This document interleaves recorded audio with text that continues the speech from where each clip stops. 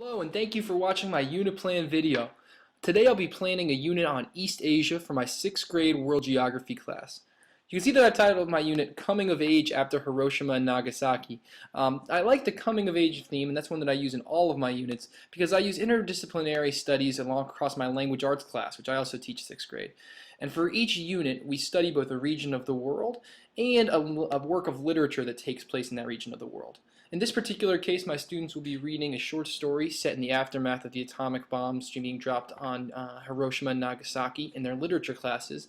And in our social studies class, in this particular unit, you can see in our unit goal, that we're going to explain how economic and cultural ties between East Asia and the US affect the peoples, cultures, economies, and governments of both regions. A lot of my standards, which I'll show you here, I'm not going to actually reference them in the actual unit. I'm going to include them afterwards for the sake of time. But a lot of my standards focus on international linkages between countries. I'm thinking here of cultural diffusion, linkages through trade, military alliances, and things like that. And so I've chosen to focus on, in this unit, getting my students to understand how those linkages take place in the example of East Asia and the United States. We'll also be doing a lot of skill work, and especially working on primary sources, current events, and different types of media analysis, because we'll be working with a lot of different types of media in this unit. So without further ado, let's go ahead and get started. For my very first lesson plan, I need to start at a very basic level. I know that since my students are not going to be very familiar with these sorts of international linkages, I need to work on just kind of getting to understand what that is and how to identify it. So that's the Bloom's rubric I'm going to use as I start my first lesson plan. I'm going to have my students identify examples of cultural diffusion between East Asia and the United States. I'm expecting this lesson to be a pretty basic one where we kind of go through what cultural diffusion is and identify examples of it, like anime TV shows in the United States or American culture like McDonald's seen overseas. Then we're going to have, for my assessment, I'll have students list examples of cultural diffusion in a current event article about an East Asian product. I like this because it's more exciting than just simply like a quiz or something like that. It measures the goal well, and it gets my students more engagement with current events, which is always a good thing.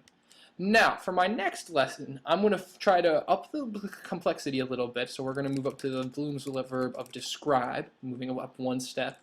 And I'm going to try now to get them to have a little bit more generic background about these regions, so that we can understand how they are linked to the United States. My students will need to understand something about East Asia before we can actually compare and contrast the two.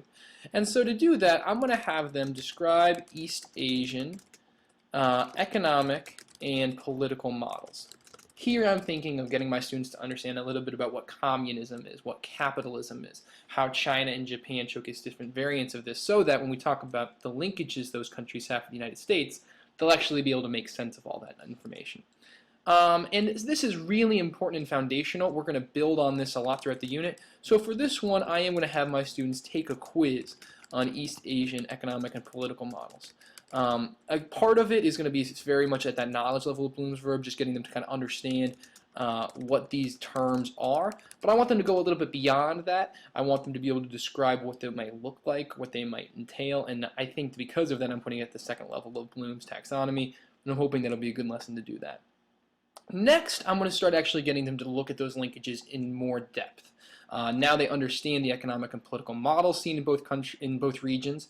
I wanted them to start being able to actually describe to me what those linkages are and why they exist and how they affect the countries.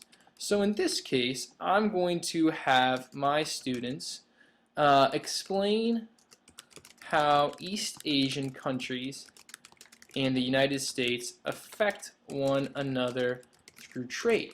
Again, this is getting here at the economic dimension of my unit goal. And I'm going to have them assess and demonstrate that skill by having them create a cause and effect diagram explaining how East Asia and the US affect one another through trade. I'm not sure yet what exact form that cause and effect diagram could take. It could be a flow chart. I like the idea of having students create their own diagrams. Perhaps some students might want to do a circle diagram. There's a lot of different room for error, for variability there. I'm going to fill that in a little bit more depth once I actually plan that lesson. That's a key part of my unit plan process. It's definitely a process that's ongoing as I plan the individual units. I'll certainly come back to this cover page and edit those assessments in more specificity once I've actually kind of fleshed out what the lesson's going to look like and what the assessment will look like. So I'm leaving that a little vague for now, though I like the idea of having students create their own diagram and just kind of choosing what they think best represents that relationship. We'll see how it goes. But for now, I'm going to go ahead and move on. So we've talked about here the what diffusion is and what sort of those linkages are, the economic and political models, how trade is involved. I want to focus more on the politics now, and specifically human rights, because my students are really fascinated by that. It's important to talk about to get into some Catholic social teaching.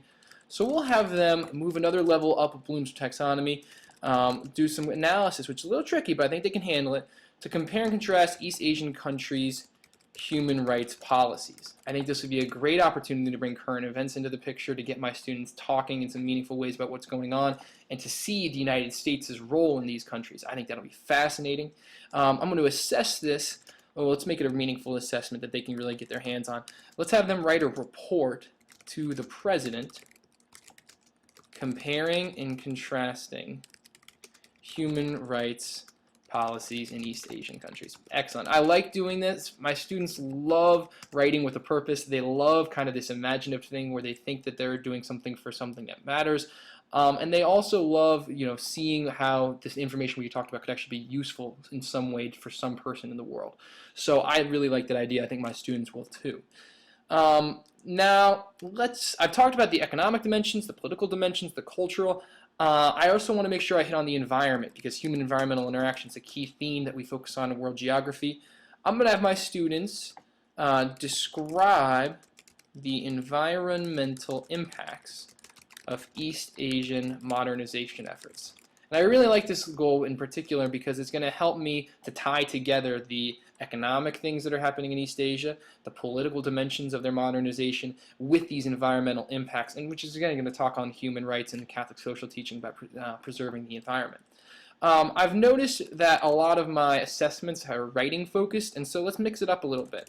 Let's have my students make a poster demonstrating the environmental impact of a modernization project. I think that that'll be excellent. It'll give them a little bit of choice in terms of what they want to focus on. It'll give them, I can picture all sorts of things, a student drawing at one of the dams in China that's gone up, or showcasing some of the different types of cars that we've seen. I think this could be a really great project. I'm looking forward to that. Now after that, I think we've hit most of the key elements of my unit goal. We've hit the economic ties, the cultural ties. We've talked about how governments are affected, how people are affected by these linkages. So now I'm going to go ahead and have my teacher test. And now it's time for some extending and refining. We're going to have them, as part of the extending and refining, really apply this to a current event that's happening and extend those skills. As I've mentioned, I think climate and environment are a great way to talk about that and to kind of combine a lot of what's going on in this unit. So why don't we have my students explain how the recent UN climate deal demonstrates linkages between the US and Asia.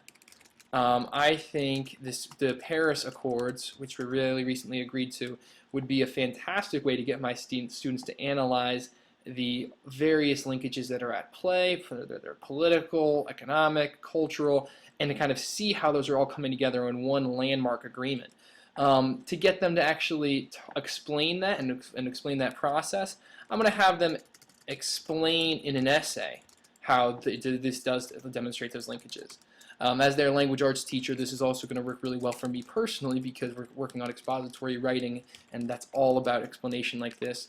But I also think it's an important way for my students in the social studies classroom to be able to explain and articulate their thoughts in writing. Finally, for my unit assessment, I'm going to, which I already have written out, I'm going to copy and paste my goal from the top. For my overall unit goal, again, is that my students will be able to, it didn't paste. We'll fix that. That my students will be able to explain how economic and cultural ties between East Asia and the US affect the peoples, cultures, economies, and governments of both regions, And for my performance assessment, I'm going to have students create a video that's demonstrating how one particular product demonstrates those linkages. My students love looking at products because they're an easy way to relate to the world around them, and I think that that's one obvious way that we can relate to East Asia, right? You think of products like Nintendo, Sony, cars, all of these things that come over from East Asia and demonstrate the vast linkages that exist between the two regions. I think that'll be a great way for my students to kind of say not just, oh, this car came from that region, but to unpack some of the different linkages that led to that car traveling the thousands of miles that eventually got it to end up here. So that's my unit. I'm pretty happy with it. I think it's going to be a great way for my students to see how these linkages play out in a lot of different ways. We've got a lot of different types of activities going on, a lot of different Bloom's verb levels, but we're regressing up at increasing levels of difficulty. I think this will be a great unit. I'm excited to teach it. I hope this has been informative for you, and good luck in your future unit planning. Thank you.